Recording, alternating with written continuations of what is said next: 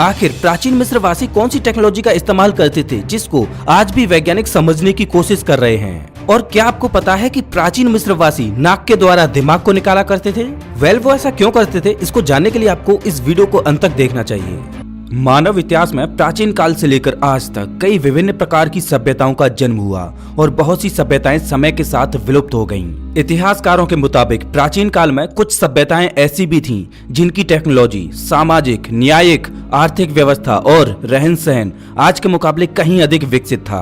दोस्तों, इस वीडियो में हम आपको प्राचीन काल की एक ऐसी सभ्यता के बारे में बताएंगे जिनकी वास्तुकला, सामाजिक व्यवस्था से लेकर टेक्नोलॉजी भी आज के युग से कहीं आगे की थी। ये सभ्यता है प्राचीन मिस्र की। एंशिएंट इजिप्ट की सभ्यता के बारे में इतिहासकारों का मानना है कि ये सभ्यता इतिहास की सबसे विकसित सभ्यताओं में से एक थी और इस सभ्यता की टेक्नोलॉजी तो आज तक भी वैज्ञानिकों की समझ से परे है। गीजा के पिरामिड और अलेक्जेंड्रिया की लाइब्रेरी से ये बात तो पूरी तरह स्पष्ट है कि प्राचीन मिस्रवासी शिक्षा और टेक्नोलॉजी में कितने आगे थे। जब मानव इतिहास में कई सभ्यताएं क्रमिक विकास की ओर बढ़ रही थीं, उस वक्त प्राचीन मिस्रवासी कृषि करना सीख गए थे।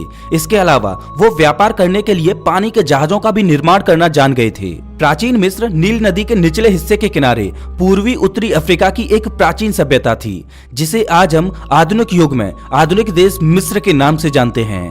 ये सभ्यता 3150 ईसा पूर्व के आसपास प्रथम फेरो के शासन के तहत अस्तित्व में आई। यहाँ राजाओं को फेरो कहा जाता था और इसके अगले 3 सदियों तक ये सभ्यता विकसित होती रही। इतिहासकारों के अनुसार प्राचीन मिस्र नवीन साम्राज्य के दौरान अपने विकास की चोटी पर पहुंचा। मिस्र की सामाजिक सभ्यता कितनी उन्नत थी, इस बात का अंदाजा आप इस बात से लगा सकते हैं कि वहाँ पुरुषों और महिलाओं के पास सभी प्रकार के समान अधिकार मौजूद थे और ये सामाजिक व्यवस्था किसी भी प्राचीन सभ्यता से लेकर आज तक भी मौजूद नहीं है। प्राचीन मिस्र में महिलाएं भी पुरुषों की तरह संपत्ति रखने और बेचने का अधिकार रखती थीं। यहाँ तक कि प्राचीन मिस्र में कुछ महिलाओं ने तो वहाँ के राजा के तौर पर भी काफी समय तक राज किया है।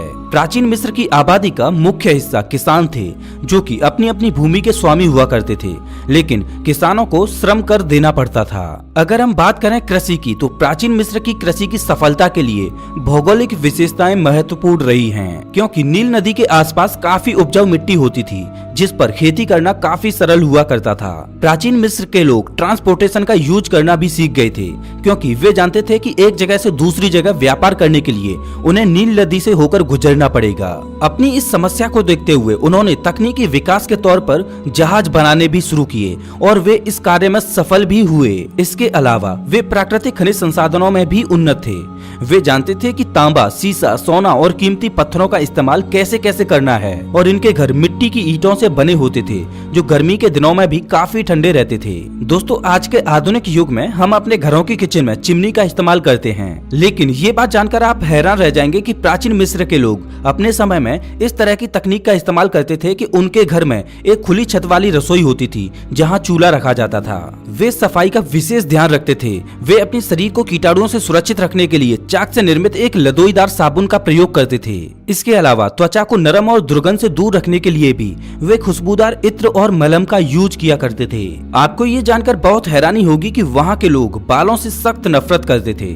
उनका मानना था कि बाल उनकी सेहत के लिए हानिकारक होते हैं, इसलिए वहाँ के पुरुष तो अपने पूरे शरीर से बाल हटवा देते थे। इसके अलावा मिस्र की सभ्यता के लोग सुंदरता को भी अधिक महत्वपूर्ण मानते थे। इसके अलावा यहाँ के लोग अपने दांतों को विशेष रूप से साफ किया करते थे। इतिहासकारों के मुताबिक आज हम जिस टूथपेस्ट का इस्तेमाल करते हैं, वो भी प्राचीन मिस्र वासियों की खोज का ही एक हिस्सा है। आपको ये जानकर हैरानी होगी कि आज आप जिस बियर को जानते हैं, उस बियर की खोज भी प्राचीन मिस्र वासियों ने ही की थी। यहाँ तक कि प्राचीन मिस्र वासियों का मुख्य आहार रोटी और बियर ही था, लेकिन उस बियर में अल्कोहल की मात्रा बहुत कम हुआ करती थी, इसीलिए वहाँ लोग बियर को सॉफ्ट ड्रिंक के तौर पर उपयोग करते थे। प्राचीन मिस्र वासियों ने कांच से बने सामानों और बर्तनों का इस्तेमाल करना शुरू कर दिया था। दोस्तों, अगर बात करें प्राचीन मिस्र की वास्तुकला की, तो दुनिया भर में सबसे प्रसिद्ध संरचनाएं इसी सभ्यता की मानी जाती हैं और इसका सबसे बड़ा उदाहरण गीजा के महान पिरामिड और थेब्स के मंदिर हैं, जिनकी वास्तुकला को समझना आज के वैज्ञानिकों के लिए भी टेढ़ी खीर बनी हुई है। इनकी बिल्डिंग बनाने की स्किल्स इतनी विकसित थी कि ये नॉर्मल इंस्ट्रूमेंट की सहायता से भी किसी भी विशाल पत्थर से बड़ी सटीक और परिशुद्ध कोई भी संरचना बनाने में सक्षम थे, जिसके उदाहरण आज भी हमें खुदाई के दौरान मिलते रहते हैं। इनकी टेक्नोलॉजी भी काफी विकसित होती थी और इस टेक्नोलॉजी को आज हम मिस्र के पिरामिड्स में देख सकते हैं, जो आज किसी से भी छुपे नहीं हैं। मिस्र के पिरामिड जिनके चारों कोने इस प्रकार से बनाए गए हैं कि वो पृथ्वी के भूगोल की 4 दिशाओं की बिल्कुल सीध में हैं। इससे ये पता चलता है कि पिरामिड 4 दिशाओं को इंडिकेट करने के लिए बनाए गए होंगे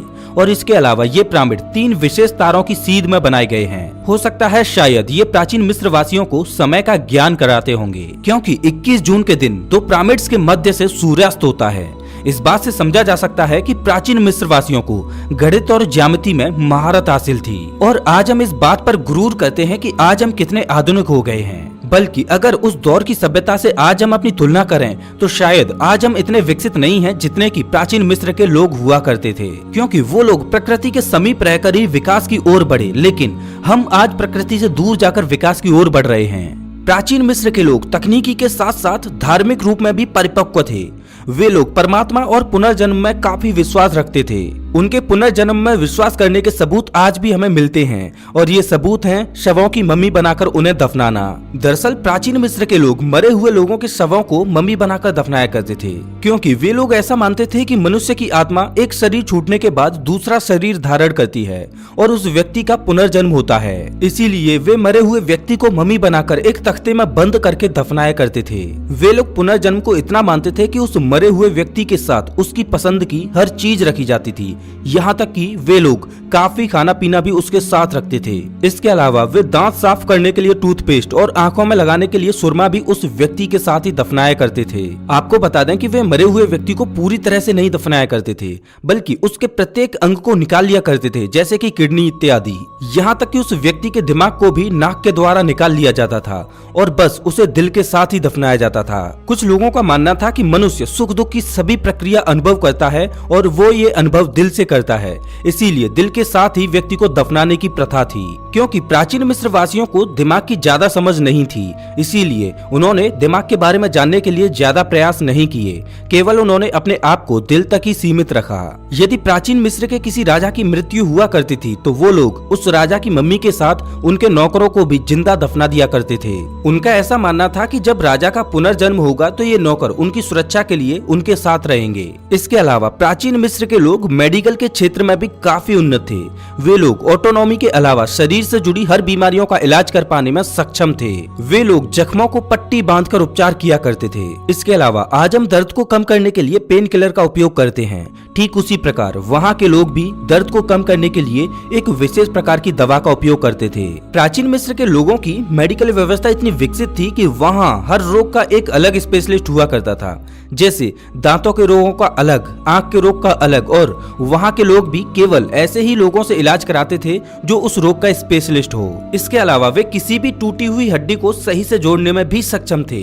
हालांकि मेडिकल के क्षेत्र में इतनी समझ होते हुए भी प्राचीन मिस्रवासी ज्यादा दिनों तक नहीं जी पाते थे। पुरुषों की औसत आयु करीब 35 साल तथा महिलाओं की औसत आयु करीब 30 साल ही हुआ करती थी। हालांकि वहाँ के लोग खाने में मीठा खाना अधिक पसंद करते थे और इस वजह से प्राचीन मिस्र की आधी से ज्यादा आबादी डायबिटीज की शिकार थी और इस बात का पता खुदाई के दौरान मिली मम्मी से लगाया गया है। प्राचीन मिस्र के लोगों को आज भी कई उपलब्धियों के लिए जाना जाता है, जैसे कि उनका कंस्ट्रक्शन और टेक्नोलॉजी, जिसकी सहायता से उन्होंने विशालकाय पिरामिड, मंदिर और ऑब्लिक्स के निर्माण किए। उन्हें गणित की भी अच्छी समझ थी। एक व्यावहारिक और कारगर मेडिकल टेक्नोलॉजी, सिंचाई व्यवस्था और एग्रीकल्चर के दौरान उपयोग होने वाली टेक्निक, मिट्टी के बर्तन और कांच प्रौद्योगिकी और साहित्य कला में सबसे उन्नत सभ्यता के रूप में जाना जाता है। इस सभ्यता के बाद आई कई सभ्यताओं के द्वारा प्राचीन मिस्र की प्राचीन वस्तुओं को दुनिया के कई कोनों तक ले जाया गया। मिस्र में आज भी बहुत से ऐसे राज छुपे हुए हैं जिन पर रिसर्च करना अभी बाकी है। दुनिया के लिए मिस्र की सभ्यता आज भी खोजबीन और गहन अध्ययन का विषय बनी हुई है। दोस्तों, आज भले ही हम इतने विकसित हो गए हैं, लेकिन हमें ये नहीं भूलना चाहिए कि हमसे भी पहले इस धरती पर विकसित सभ्यता राज कर चुकी है, जिनकी टेक्नोलॉजी को समझने की कोशिश हम आज भी कर रहे हैं।